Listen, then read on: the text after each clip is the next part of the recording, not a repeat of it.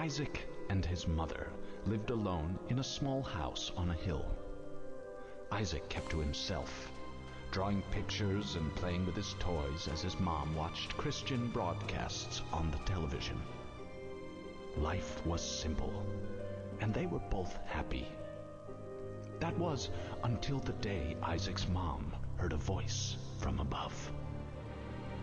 "Your son has become corrupted by sin. He needs to be saved." "I will do my best to save him, my lord," Isaac's mother replied, rushing into Isaac's room, removing all that was evil from his life. Again the voice called to her. "Isaac's soul is still corrupt. He needs to be cut off from all that is evil in this world and confess his sins." "I will follow your instructions, Lord. I have faith in thee," Isaac's mother replied, as she locked Isaac in his room, away from the evils of the world.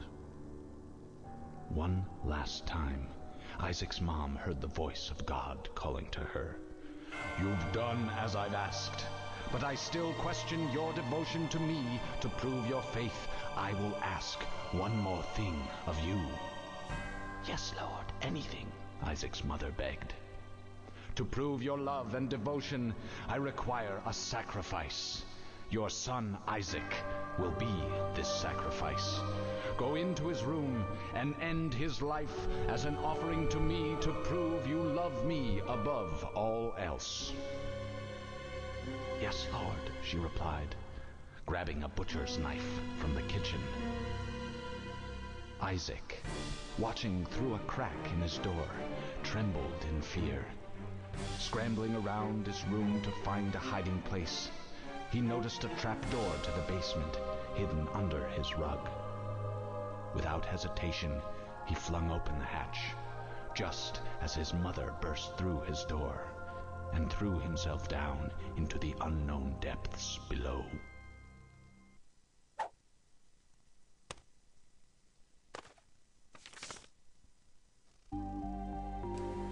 Okay, that was the introduction to The Binding of Isaac, a game I've been playing for the last couple of days, and I've actually owned this game for a while, but before I didn't really have the Joy to Key program figured out, and I like to play this game on a controller as much as possible, so anyway, this is Cyanok. I'll be taking you through The Binding of Isaac, and I got a lot to say about this game. It's pretty interesting. I've been enjoying it so far. So as you can see, I've been playing it for a little bit, and I've actually unlocked some of these characters. This is the standard character, Isaac, and actually all of these characters are Isaac. They're just kind of like alter egos of him, and you can unlock them as you go on playing. And as you can see, also they have different stats, different health and speed and attack power. So just to start off, let's just go ahead and begin with Isaac. His stats are pretty well rounded, so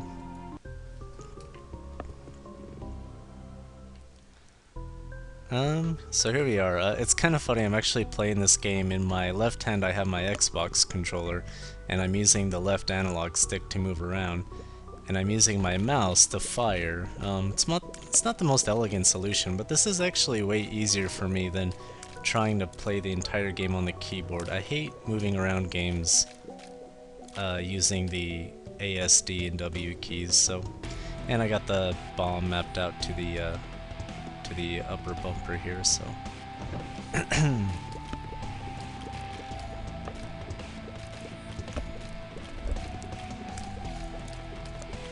just checking my mic there. I didn't even know if I was plugged in or not. All right, so as you can see, it's a pretty violent game, but it's quite amusing actually. I could see how a lot of people would take offense to this game. There's a lot of religious mockery in it as well. Well, you could probably argue it's maybe a celebration of religion as well. It's both a mockery and celebration of that. But mostly, I don't think it's something you have to look too deep into, nothing to take too seriously. It's just kind of a nice plot device of why Isaac is here in the basement. And I think a lot of what's happening, a lot of these monsters you see, they're kind of in his imagination. At least that's my interpretation of it. that he's a scared little kid hiding from his crazy mom in the basement, and he's trying to survive, but his imagination is running away with him, obviously. I can't afford any of those things right now. You'll collect money, but seldom do you actually get any money in this game. One time playing, I actually got a whole dollar, and that was amazing. I had like 99 pennies to spend, but it's more money than I could even spend, so...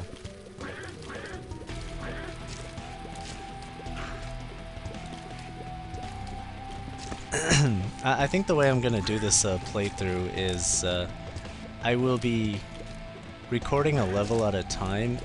You can't save in this game, so it makes doing a full playthrough somewhat difficult because I may die like on the 3rd level, and I don't think I would start the whole game over and just record myself working all the way up to level 3. So as I make progress in the game, that's when I'll be recording it. So if, say, I die on level 3, I just won't resume recording again until I get back up to level 3 for the 2nd time, so... I actually find this game pretty challenging. I'm already down to 1 heart.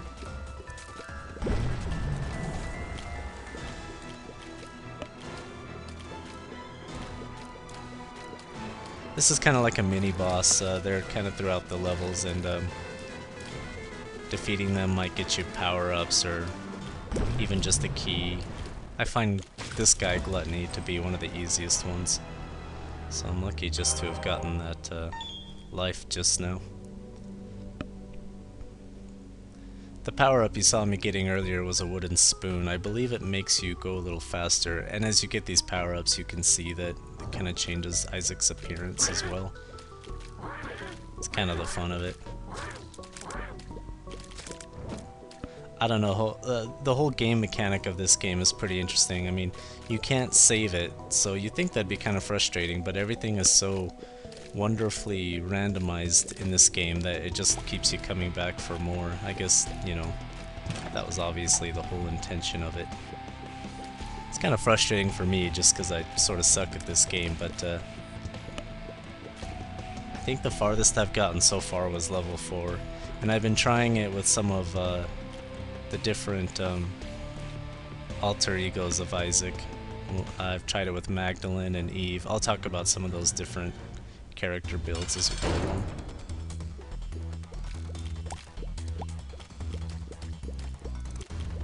So here we are on our first boss fight at level 1.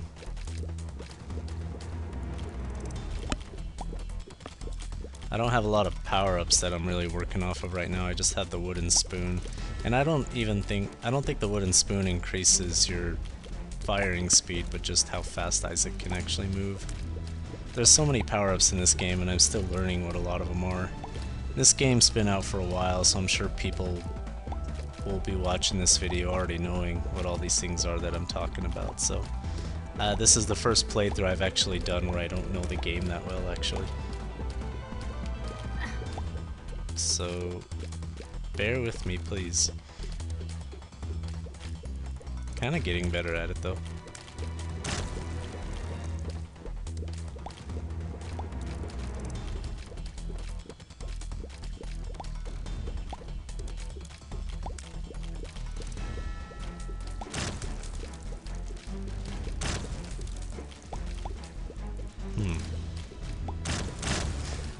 Lots of crap everywhere, lots of blood everywhere.